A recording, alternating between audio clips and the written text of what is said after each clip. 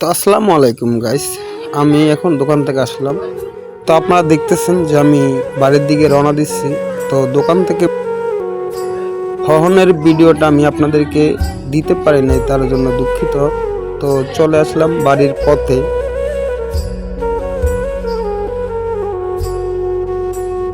তো অবশেষে আমাদের বাড়ির সামনে একটা মসজিদ আছে, এই মসজিদের সাথে হলো আমাদের বাড়ি।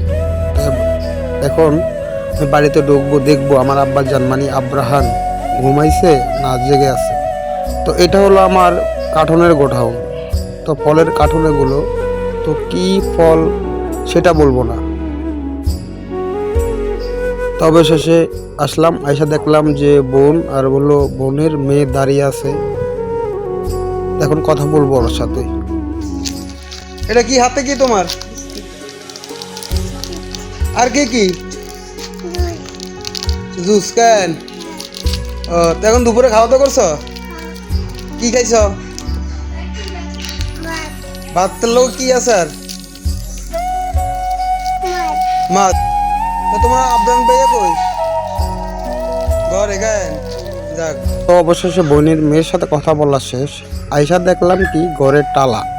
তো এখন আমি বসে অপেক্ষা করতেছি, মানে আমার ম্যাডাম কখন আসবে, কখন তালা খুলবে।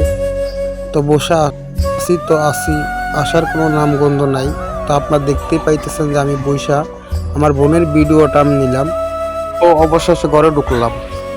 আবুরে আবরান তো গাইস দুঃখিত, আর আমিও খুব কষ্ট পেলাম। আমার ছেলে এসে দেখলাম ঘুমিয়ে রয়েছে। তো আপনাদেরকে দেখাতে পারলাম না। তো সবাই আমার পেজটা ফলো করবেন, ভালো থাকবেন। যদি আপনারা আমার পেজটা ফলো করেন তো আলহামদুলিল্লাহ আমার ভালো হবে।